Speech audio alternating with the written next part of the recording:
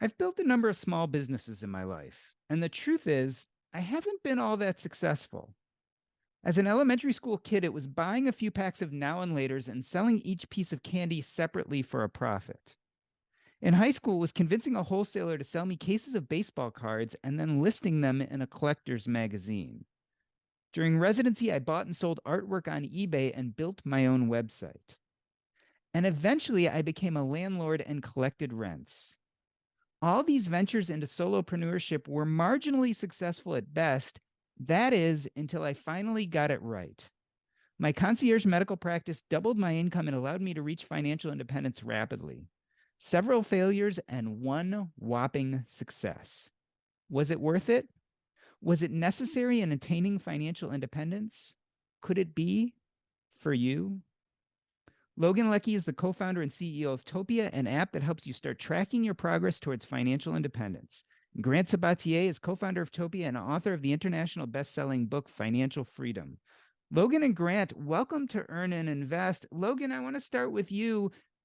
We use this term side hustle all the time. What's the difference between a side hustler and an entrepreneur? I think an entrepreneur is someone who devotes a large portion of their time to building and scaling a business, whereas a side hustler, I think, is much more time sensitive. And what you're looking to do as a side hustler is you're looking to allocate portions of your time now to build something which is gonna earn money while you sleep. So I like to explain it as the equation isn't you're trading your time directly for money. You're trading your time now in the hope that in the future, that hustle is going to be front loaded and it can continue earning you income without you trading your time for it in the future. Grant, you and I started in the financial independence space, and I feel like side hustling was glorified, at least in the beginning, but now I almost feel like it has a bad name. Has our feelings about side hustling changed over the years? Yeah, absolutely. I think anything that has transformative potential in your life ultimately is going to get commodified and sold back to you in ways that are perhaps nefarious or devoid of the original potential that was embedded in them. And that's a long-winded answer for saying, side hustles really are such an essential part of my journey. When I started writing about them in 2015, there were about 200 searches a month on Google for side hustles. So no one was talking about it. And now there's over 250,000 searches a month. So it's obviously grown in popularity. And when anything grows, people use it for all different reasons. And I think side hustles has become somewhat of a nefarious sort of marketing term or nebulous term that a lot of sketchy TikTokers and Instagrammers ultimately use to sell high priced courses or get you interested in their brand. So I think the transformative potential of side hustle as a phrase, as a concept, has really lost a lot of its meaning and transformative potential. And I'm happy to see that more people are talking about it as side gigs or side businesses rather than just side hustles. I think it was kind of the beginning of the end when there was a Nickelodeon show that came out called Side Hustle. It's like everything's been kind of downhill since then. But the concept is still very powerful. It's the same thing with the FIRE movement. The FIRE movement, as it's grown and it's spread, or as financial independence has grown and spread, I too think it has lost some of its transformative potential the more mainstream it gets. But thankfully, ideas that do change lives take on many different forms and many different names. And thankfully, the idea of making money outside of your full-time job as a way to both learn new skills and acquire more freedom in your life is increasingly mainstream, whether or not we call it a side hustle or not. Now over 50% of the people, in the US are testing or have some form of side income. And that's a trend that, I saw very early on. But I'm just thankful that people are still pursuing it, despite the fact that others are using, the term for less than wholesome means. I feel like we are making this transformation. And today we're going to talk about financial independence, entrepreneurship, or Fipreneurship. Logan, clearly you started the Topia app. You are an entrepreneur, but it wasn't always this way. Talk to us about some of your early side hustling you did that kind of led you to start Topia. For sure. So the first side hustle I ever started, the way it came about is I reflected on what kind of skills I had, and I started thinking about how I could monetize them. And luckily, I'm originally from Scotland, and my dad taught me how to play the Scottish bagpipe. So that was quite a unique skill. And I thought, surely I can monetize this somehow. And I was quite literally 15 years old. I built this kind of DIY website. This was like pre-Wix, so I learned a bit of coding and was really kind of hustling in the evenings. Got the website live, pushed it out onto Google, pushed it out across a couple of different platforms. And before I knew it, on the weekends I was earning, it was a couple $100 an hour, which was really good money for a young person. And that bagpipe and side hustle stayed with me all through my teens. And then I kind of adopted this mindset, which was, I actually had this realization, which was my weekends were getting pretty filled up. And at this time I was working a full-time job, and I started seeing a pretty low ceiling in terms of how quickly I could scale this as a side hustle. And I started thinking, I really want to extract myself from this side hustle to make it more scalable and to stop trading my time for money. So I made this kind of slight pivot, which had a pretty big impact in terms of how I viewed side hustles moving forwards. And that pivot was, I tweaked the website slightly and made it more of a marketplace for bagpipers, and people could come on and they could pick which bagpiper they wanted, and I curated different bagpipers to put on it. So then what happened is people were booking other bagpipers and I was taking a slice of the pie, which immediately made it infinitely more scalable.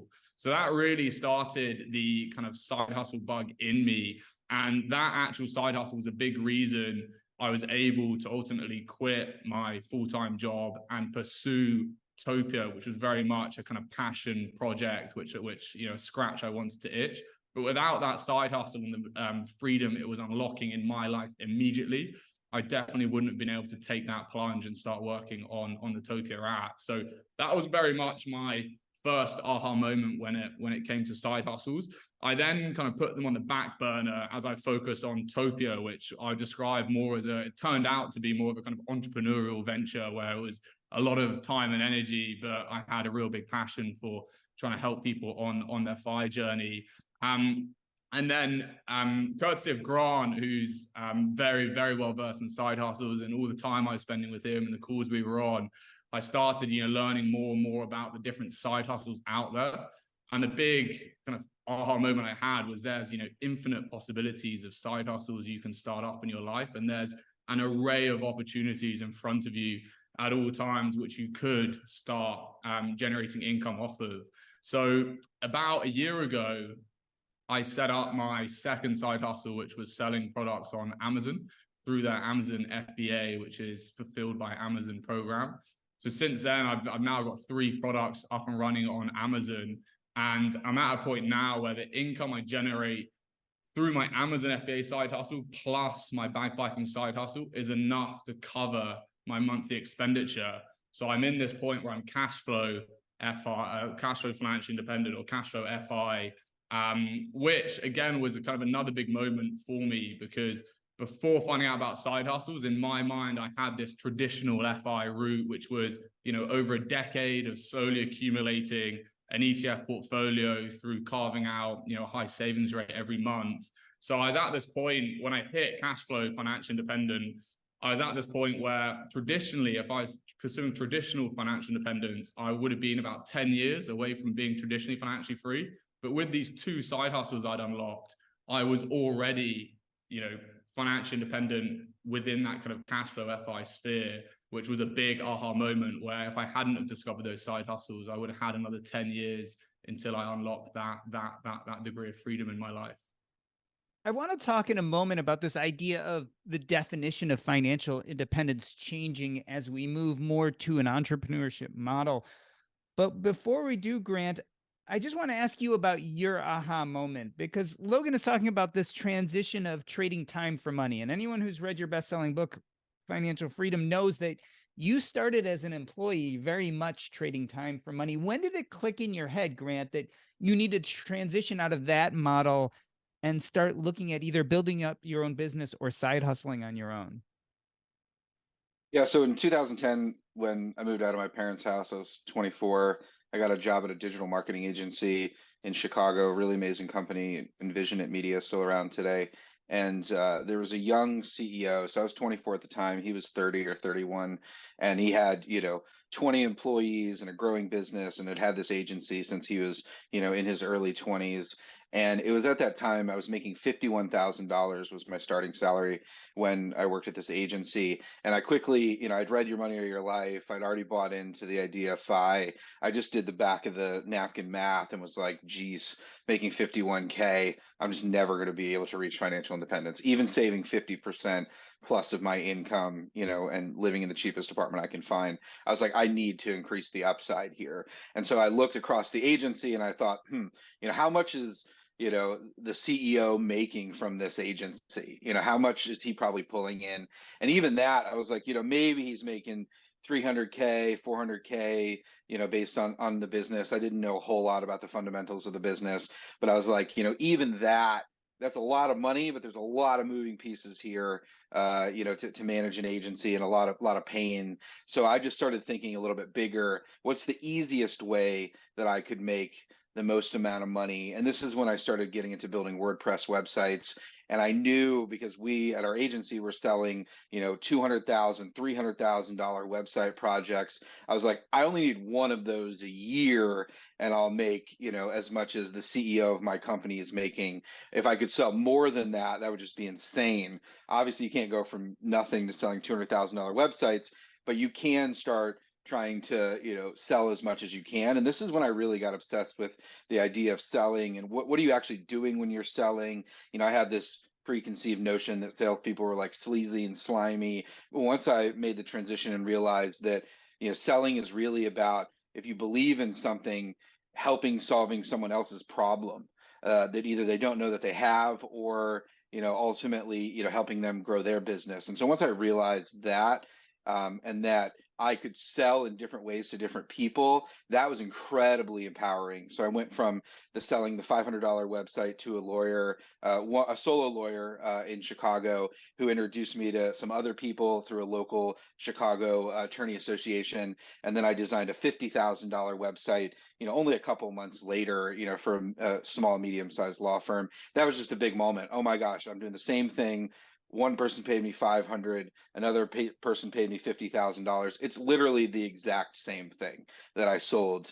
That was massively eye-opening for me. And then I, spent a few more months at the agency learning all I could, but was, off to the races, building websites and trying to go out and find the client with the most amount of money, that I could sell a website to. Logan, as I listen to both of your stories, I start thinking about this idea of what financial independence really means.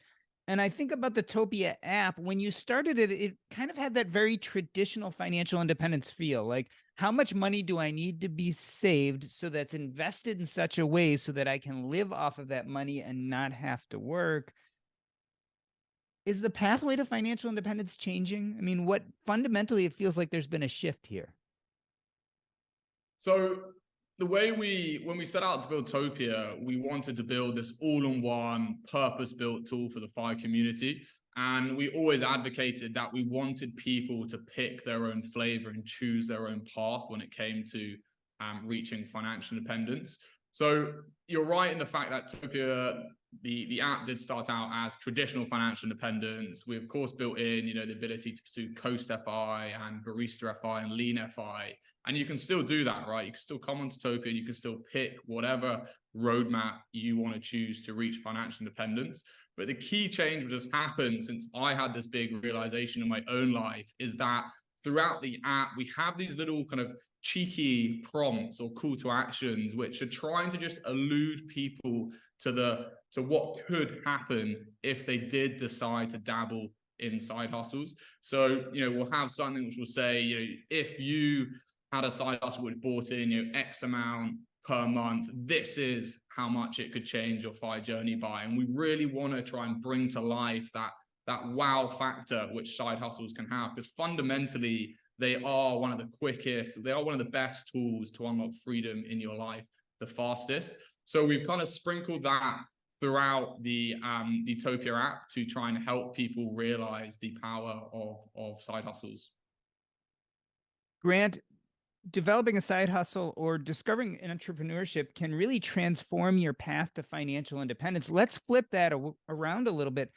How has entrepreneurship changed your feelings about financial independence and what you consider to be financially free now? That's a great question. Since I've been pursuing, FI since 2010, a number of things have happened. The first one is the barrier to entry to being an entrepreneur has just gotten lower and lower and lower. So when I started out in 2010, you had to build your own website. You had to know, a marginal amount of coding to hook all the pieces up together. And I'm saying, in terms of a Shopify store, different types of carts. Now you can set up everything in one click. You don't need any knowledge at all. And so it's just gotten easier and easier to make money on your own terms. On the flip side, whenever anything gets easier, it eventually gets more competitive. And so this is one of the areas where I think we're at a confluence now where for people who have experience in making money online, I've been doing this a while now, it's never been easier, right? But for someone just starting, it paradoxically, because it's easier for everyone to do, it's actually gotten harder to compete.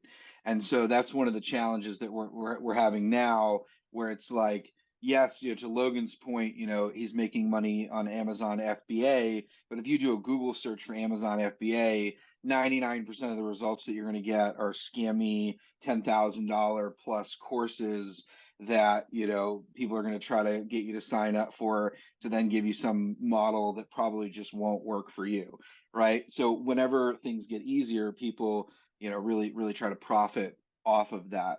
But for I'm not saying the savvy person, once you spend a few months digging through the crap, what I mean, and even Logan himself had to do this. He would send me links for these things that I knew immediately were scams or just clickbaity. I was like, dude, that's not legit. That's not legit. Even Logan had to sift through it. Once you sift through that and you find people that you trust, whether it's a blogger or a writer, and then you soak up their information, then it's kind of off to the races. So I still am extremely bullish on making money online, making money on your own terms, finding ways to be creative. The thing is, you just have to do it in your own way.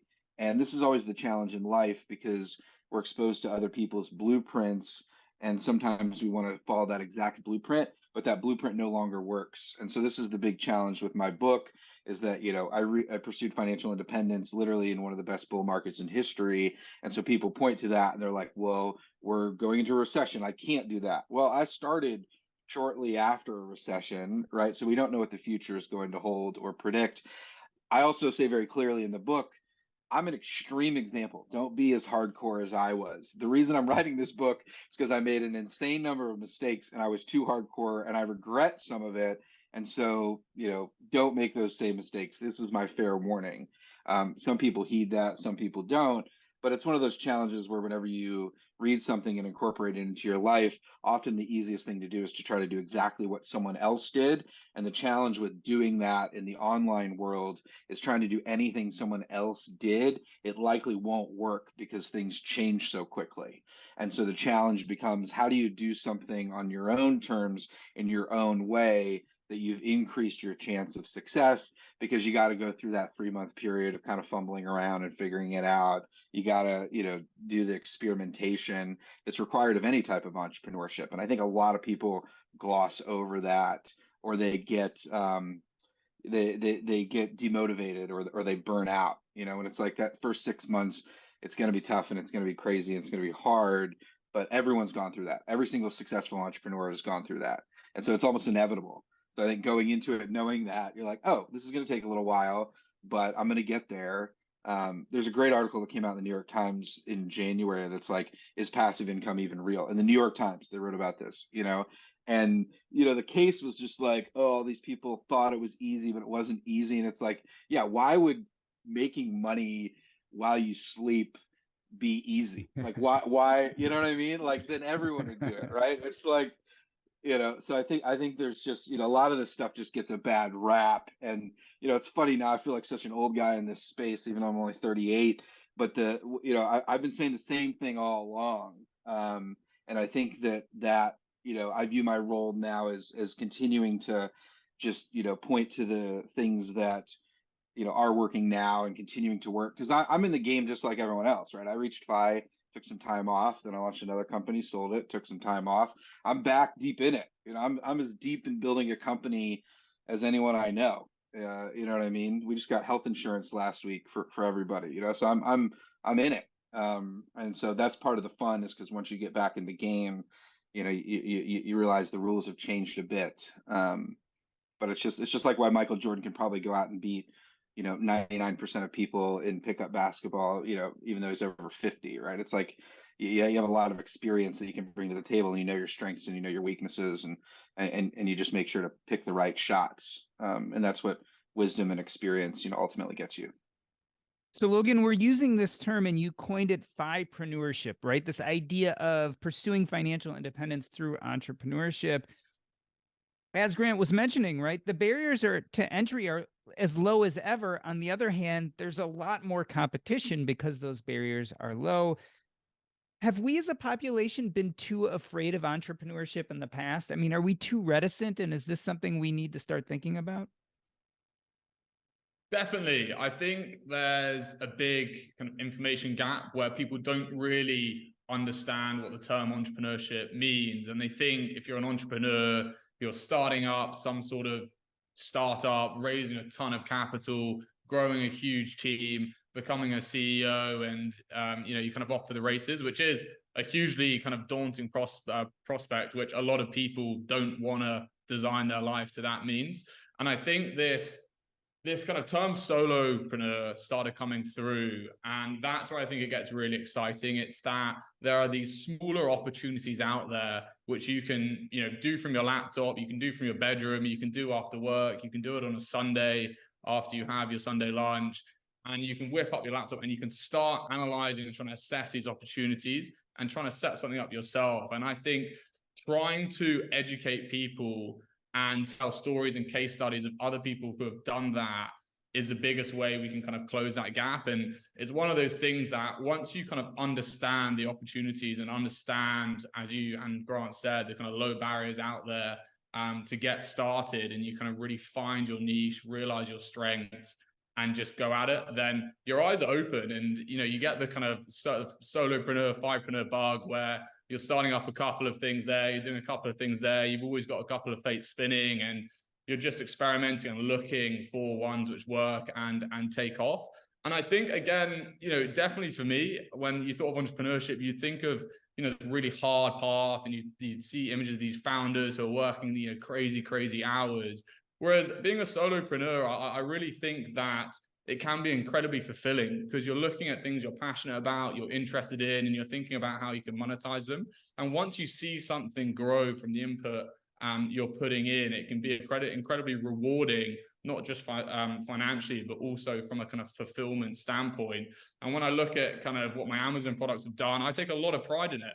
And when I talk about them, I take a lot of pride in what I've done. When I work on something on a Sunday and I see it really pay off a couple of weeks later, that's all down to me and my kind of solopreneurship. And that's had a huge impact, a hugely positive impact in my life. Yeah, the one thing I'll add, I think, so much of early entrepreneurship and side hustling is just experimentation and testing, figuring out what you like, what you don't like, what you're enjoying, what you're not enjoying. And then it's really just about, you're looking at things or trying to look at things in a different way, and you don't know when you're going to see the opportunity. It's not dissimilar from Warren Buffett and Charlie Munger sitting on billions of dollars and waiting for that one investment. It's the same thing. You're trying some things, you're kind of waiting in the water, and then when you find that thing, that you know is going to work, you go all in on it. And that's what you learn to do. And I think, to your, example, Doc G, the concierge medical practice, I'm guessing that you were in medicine, and then the sort of the concierge practice was likely gaining a little bit of traction, probably, or you were seeing some other people do it, and it was opportunistic. It was like, oh, other people are doing this. Here's a way to see fewer patients, make more upfront money. It's a no-brainer. But you would not have seen that without already being a doctor, without already, paying attention. And the same thing right now with me. It's like, why am I buying and selling affiliate websites? Like, why are you doing this? And I'm doing it because I know there's like a 2 to 3 year window right now, and I see it as clear as I see a blue sky. And the only reason I see it is because I've done it a few times and I know what to look for, and so that's it. And that's why I'm doing it, because it's right there in front of me. And it would be dumb to not reach down and pick up a $5 million bill or whatever. And so I think that's the thing too, is it's like money. The more time you spend with it, the better your relationship with it becomes. Entrepreneurship is the exact same thing. The more times you start things, that you're around entrepreneurs, you ask questions, the more money making opportunities that you see. And then it's just, for me, I see, 10 of them a month. And then it's just like, which one do I want to do? Right. And there are ones, I was talking with my wife this morning, there are ones I want to do that I just don't have time for or can't do. And so that's, the blessing and the curse of this is, once you get good at making money, then you start seeing those opportunities everywhere. You just have to be ready for that one that fits with where you're at in your life, that you see an end point. And I think this is one of the things that a lot of entrepreneurs, even successful ones that I'm around, don't think enough about. They don't reverse engineer their success. A lot of people get excited about the early idea, they're pumped, they have all this motivation, but it needs to be a means to an end, right? Yes, you can be an entrepreneur for the next 80 years of your life, but the world is going to look so different in 5 years than it does today, that going into a business without an exit plan, I think in these times is quite naive. And so it's worth taking some time to think about, where do I want this business to take me? How do I want it to fit into my life? How do I want it to power my life? And then what are some potential off ramps? So am I building this to sell? Am I building this to get enough cash flow in working 10 hours a week so I can spend more time with my kids?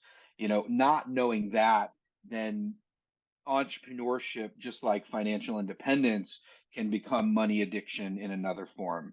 Because once you start making a lot of money, it gets a lot of fun to make a lot of money, and it's even harder to get off the treadmill. And that's why you see, the big billionaires of the world, the Carl Icahns and the, Sam Zells and the Steven Schwartzmans, why they're still grinding in their 70s and their 80s. They do get a lot of meaning from it, clearly, and it does fulfill a purpose of their part of their identity. But I think a lot of them are of a generation where there was no other option, right? They haven't thought about the exit ramp. And so that's one of the things, it goes back to, so many people have more freedom than they realize. And the biggest shame of pursuing FI is when people have that freedom and they don't use it. And the same thing applies, when you're an entrepreneur as well. We are talking to Logan Leckie and Grant Sabatier. They're the co-founders of the Topia app, and we are talking about financial independence, entrepreneurship, or Firepreneur. We're going to take a short break. I'm Doc G, and this is the Earn and Invest podcast. All right, do you guys have any questions before we jump back in? I have just one. This is a good chat. I just have one other question I'm going to throw at Grant about entrepreneurship, and then we're going to jump into Topia itself. And Logan, I'm going to give you a chance to talk about what Topia is and why you're making that slight pivot towards Firepreneur. All right, let me just get going on 3, 2, 1. Let me reintroduce you. We're talking to Logan Leckie, who is the co-founder and CEO of Topia and helps you start tracking. 3, 2, 1. Let me reintroduce you. We're talking to Logan Leckie, who's the co-founder and CEO of Topia, an app that helps you start tracking your progress towards financial independence, and Grant Sabatier, who is co-founder of Topia and author of the international best-selling book, Financial Freedom. And we are talking Firepreneur. Grant, a moment ago before the break, you were talking about this idea of you see this window, 3 to 5 years, affiliate websites. It's something you're good at. It's like seeing a $5 million sitting on the ground. Why wouldn't you pick it up? But I want to think about the new Firepreneur who's going into their Fi journey and trying to figure out how to build business or entrepreneurship into it. Do you need to be passionate about your business? Like, if you see low-hanging fruit, should you go for it, even if it's maybe something you're not that interested or excited about? That's a great question.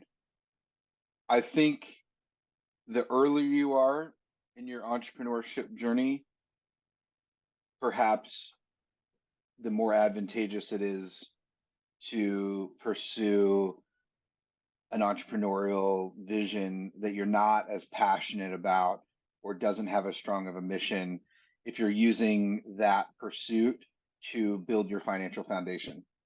And if you go in saying, I'm going to save, $100,000, I'm going to do this, I don't like, I hate tutoring, but I'm going to tutor and build a tutoring business so I can save $100,000 because that is going to buy me time to then figure out what I really want to do and love, then absolutely. Nothing has to be forever. And I think that oftentimes we delay things in our life because they're not perfect or we haven't found what we loved. I didn't find, what I loved to do until, I'd reached financial independence, till I was 30, till I started writing about money and writing books and engaging with this community. Up until then, I didn't love building websites. I didn't love dealing with clients. In fact, I hated dealing with clients. And so I built, an agency, and then I built a company where I was saving 82% of my income because I wanted to get out as quickly as possible. So it really was a means to an end. And I had no idea what I wanted to, quote unquote, do with my life. Now that I'm on the other side of that and my life is mission driven, passion driven entrepreneurship, what that unlocks for me in terms of joy and opportunities and the magnification that it has on my experience of being alive and being a human is incomparable. So if I wish that I was 22 and found what I love to do, and I would have loved that, right? It's like that's the best case scenario. But if you don't have that, conceding to, okay, here's something I can make some money at. I'm going to do it for this amount of time. And I'm going to try to save X amount of money in X amount of time. So then I can free up space and just have less risk in my life, right? It's about de-risking your life. It's like when you're living paycheck to paycheck, that's kind of all you can think about. But when you have, a year of expenses saved, it really opens up your mind to be more receptive to ideas and energy that you wouldn't be receptive to, when you're living paycheck to paycheck. And so there's a level of expansion as a human that happens, once you get to that point. But if you have something you're fired up about and you just go to bed thinking about it, and it's the first thing you think about when you wake up, like, I would trust that intuition and I would run towards that, as much as you can, as long as you can do that financially, and you can not, set yourself back, too much or for too long. So, that's my answer. Logan, let's talk about that expansion that Grant just mentioned, and specifically how Topia plays a role in that. Tell us about your original vision of Topia and kind of the newer pivot towards Fipreneurship. Tell us how that fits in. So from day one, my output and my mission with Topia was crystal clear, and it still is crystal clear. I just wanted to help people reach FI. I really share that kind of passion and mission which Grant has, and he was always my idol from the get-go. So that's always been the output we've been looking to achieve with Topia. What we started working on about 2 years ago now was, if we want to help people achieve FI, the best way to do that was to help them understand where they are in their roadmap and to help them track their progress. Because beforehand, it was a little bit complex. There were Excel spreadsheets, there were complex online calculators. And I saw a lot of people kind of falling off the financial independence bandwagon because they just got a bit overwhelmed. So 2 years ago, Topia was to do exactly that, to help people track and monitor their progress to FI. And that's what we started working on. We then had this huge realization, which is the best way we can, and the fastest way we can help people reach FI is by helping them understand and implement side hustles. And as I said earlier, it can literally change a 10-year journey into like a 1-year journey just by building these additional income streams. So now we've built the app, it's helping people track their progress. Now, everything we do and all I get up thinking about every day is how can we help people radically accelerate their progress through setting up side hustles. And that's where the term, this kind of Firepreneur came from. And what we're now working on and spending a lot of time and energy on is building this Firepreneur community. And what we really want to do with this community is we want to help people realize, well, we want to fight the battle, which is side hustles aren't scams, and there are, frameworks you can follow to implement them in your life. That's one big battle we're fighting. The second big battle we're fighting is once people realize it's possible and they really understand the huge impact a side hustle can have in terms of them unlocking freedom faster, we want to help them get that job done. We want to be there. We want to support them. We want to help them find the right idea. We want to make sure they're pursuing the right side hustle and provide all the resources and frameworks which they need to get that job done. So we built this thing called the Firepreneur community, where people can opt in. It's a paid community. And within that community, we are building all the resources and frameworks they need to find that side hustle and get it set up. So we meet for 90 minutes every week. We have people pitching what side hustles they're working on. We do a big kind of mastermind where we collectively brainstorm. We have 2 people building side hustles live, so you can follow along and watch them do that. And then on top of that, we have this, big Slack channel where everyone's bouncing ideas around and helping each other out. But the real promise of this community is that within 90 days, we want every single member to have found their side hustle, to have it up and running, and to be generating income from that side hustle within 90 days. And if they don't do it within 90 days, we literally just give you your money back. It holds us accountable. It makes sure that I'm delivering on our mission and helping people accelerate their time to FI. So that's a big focus, which all of my time and attention is focused on. Grant, as I listen to Firepreneurship and what you're talking about, I can't help but think about real estate. And I feel like we've heard this before with real estate.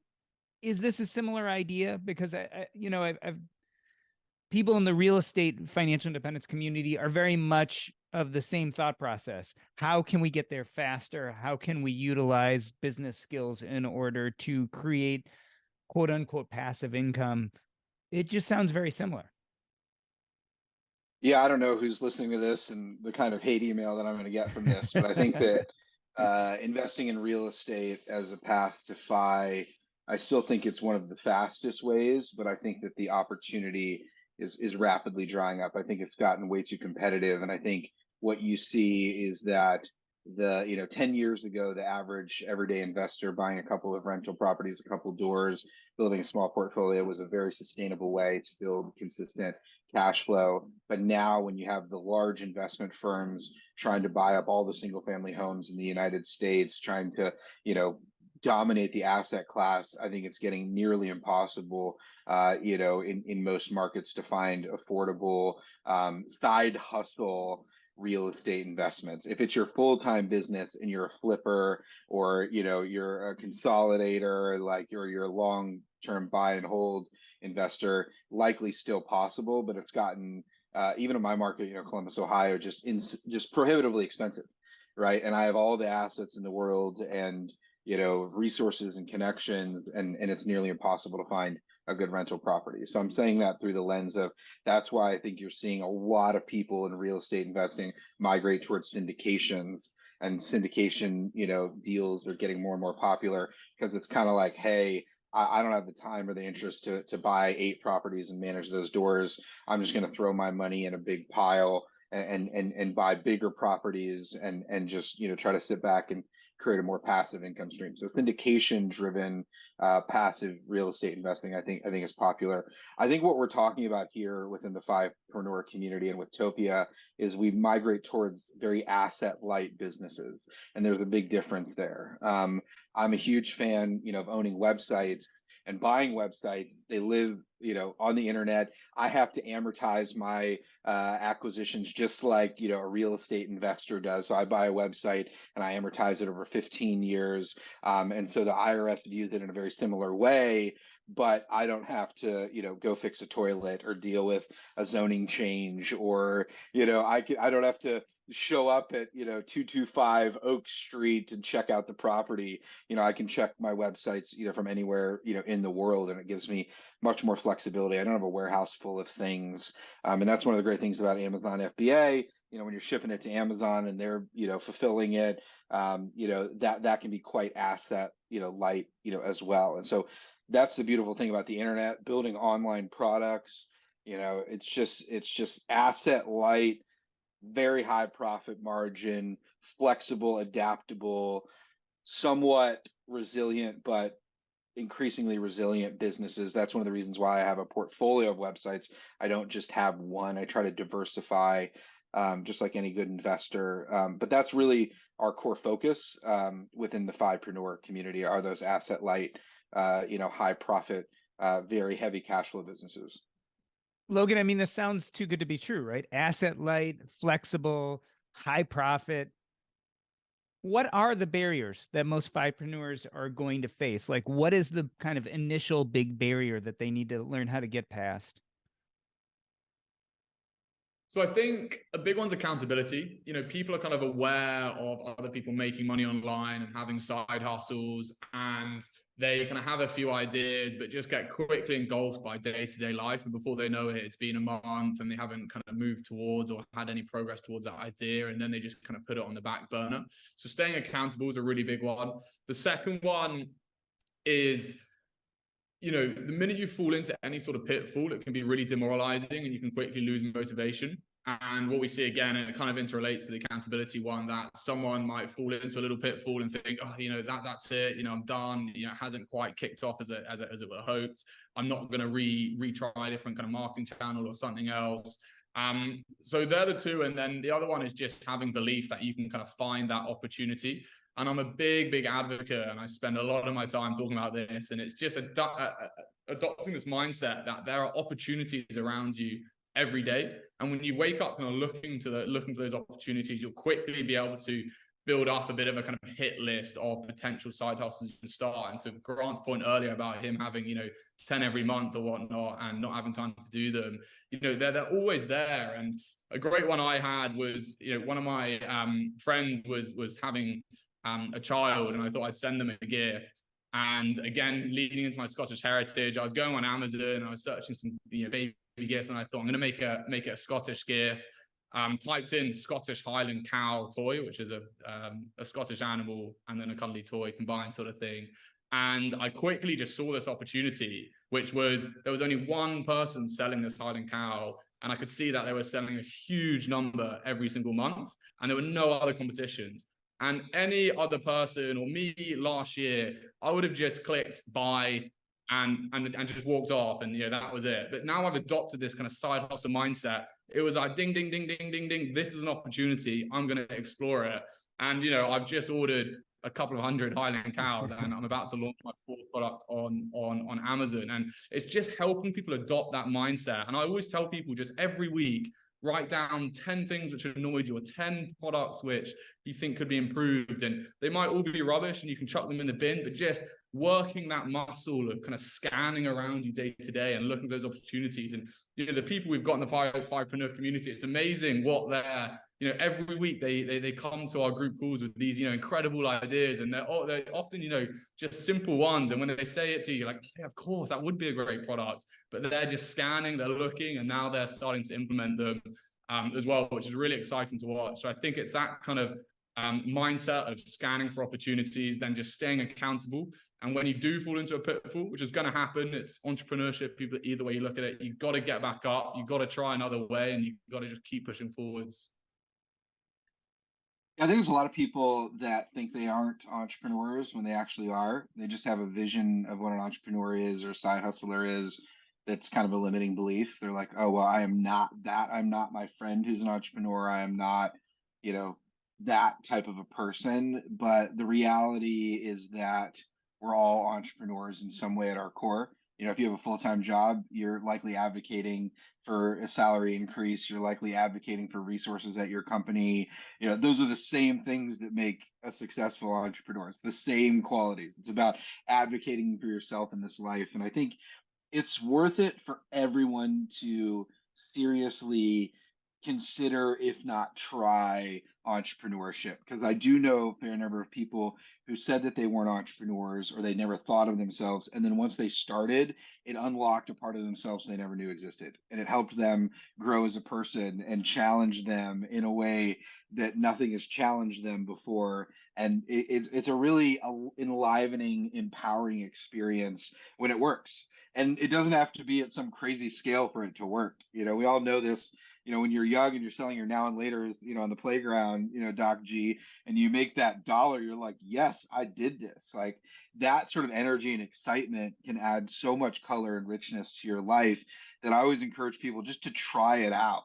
And even if it doesn't work the first time, you know, if you feel something from it, then continue to pursue it and test it out just as a means of self-improvement, for lack of a better phrase. You know, financial independence, you know, is really at its core about optimizing your finances in one part of your life, doing that without considering the possibility that entrepreneurship can have on that process is like, you know, trying to run a marathon and saying you're not going to drink water. You know what I mean? It's like it's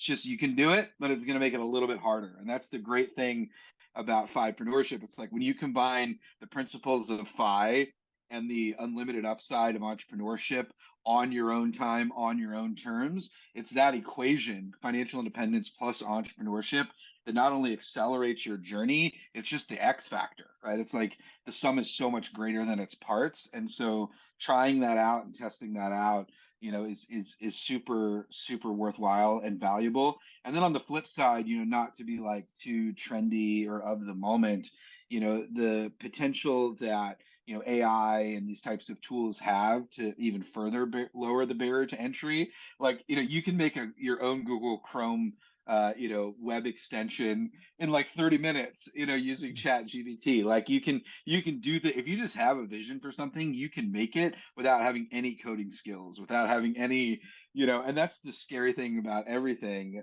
is that the tools, while they're still kind of underground, just the potential of technology to make it so easy to do these things is just going to make entrepreneurship even more accessible, more competitive, but more accessible. And you'll find your thing. I mean, that's the thing. Anyone listening to this that's curious, that's Firepreneur curious, I 100% guarantee you will find your thing.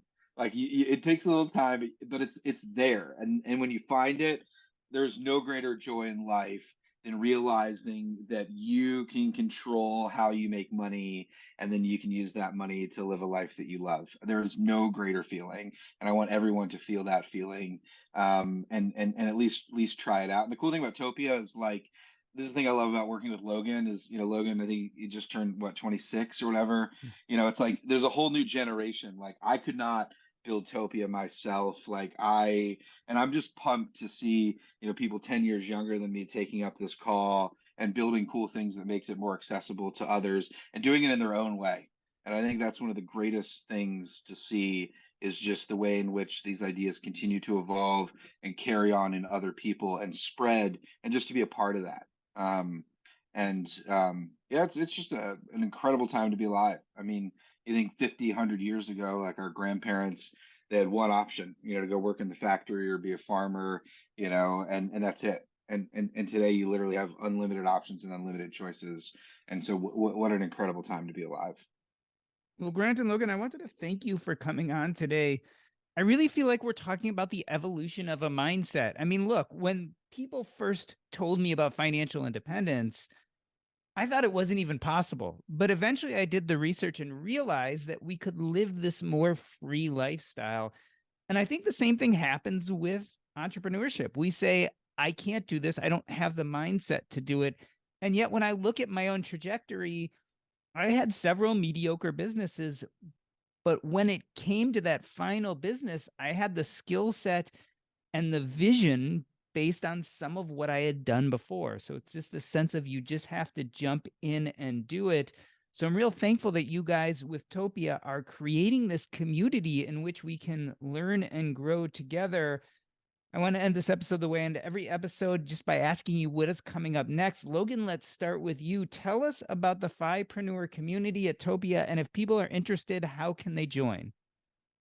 Yeah, so we pushed the Firepreneur community live this month, and we're really excited to be growing it. We've got some great side hustle coaches within the community. We've got a great array of people as well, hustlers all helping each other out. So we're really excited to just double down on that. And, you know, as I said earlier, as the year progresses, my focus every single day is how can I deliver on my promise of helping people find that right side hustle and grow it to a point where they're unlocking freedom in their life. So that's what's going to kind of manifest within the Firepreneur community. In terms of how you can find Topia and the Firepreneur community, we are on Topia-app.com. So you can come on there, you can download Topia if you want to, and you can also find the Firepreneur community there as well. And Grant Sabatier, you are not only involved in Firepreneurship through Topia, but you are also currently writing your next book, which is all about entrepreneurship. Tell us about that and how people can contact you if they want to learn more. Yeah, just to echo, Logan's point. In addition to the Firepreneur community, we have a new version of Topia out, so it's completely free for anyone to use. You can link your bank accounts, via Plaid, just like other finance apps, and do a lot of the FI calculations automatically. I encourage you, even if you're not interested in entrepreneurship, but you're on the FI journey, to check it out. The Topia app has gotten really, really good. So check it out. It's completely free. And then in terms of my next book, yeah, I'm writing some of this into my next book. It is an entrepreneurially driven financial independence book, a follow-up to Financial Freedom. So some of this will be familiar, but what I'm really focused on is outlining the entire beginning to end life cycle journey of an entrepreneurship, all the way from idea to sale to building a holding company, so people can better understand how all these pieces ultimately fit together.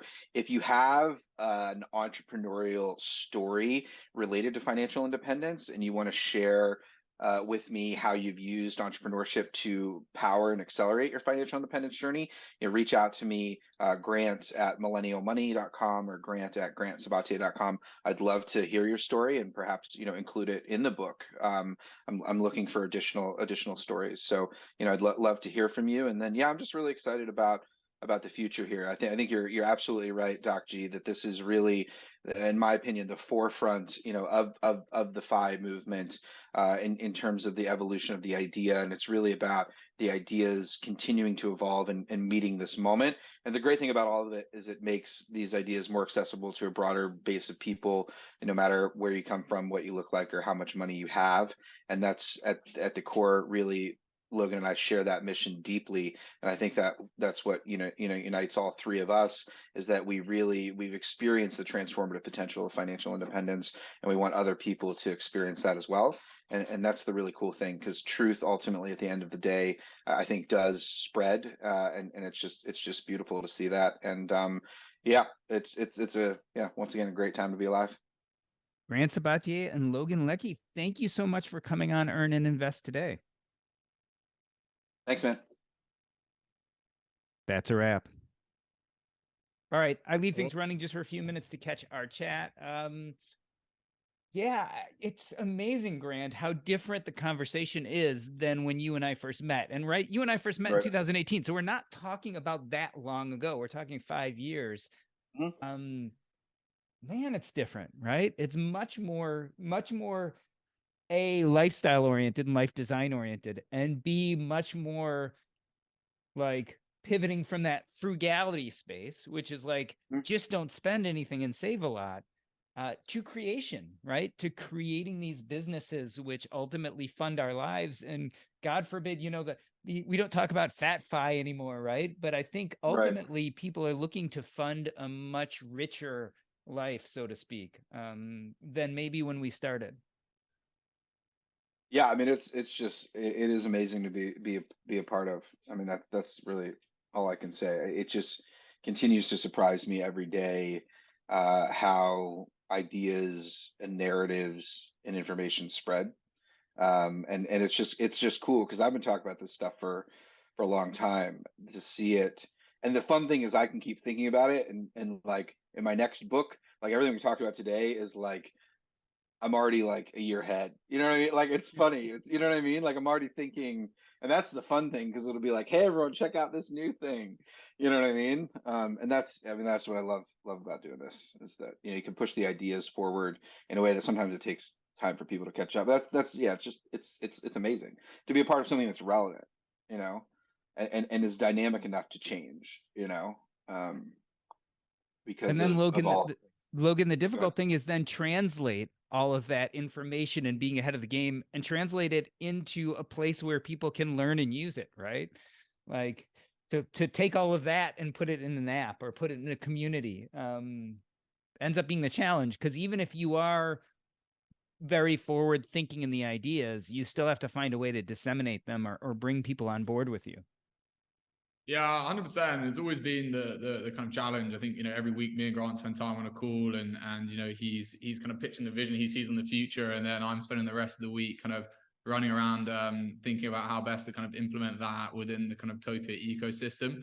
But, you know, I think the way I look at it is, you know, as long as I'm waking up and implementing that, and you know, really care about the people using Topia and the people in the community, then, you know, eventually it will disseminate through, and we will find that kind of, you know, what we call in kind of product market fit, where it just fits with the audience, and it helps them get the job done, and it helps add value to them as well.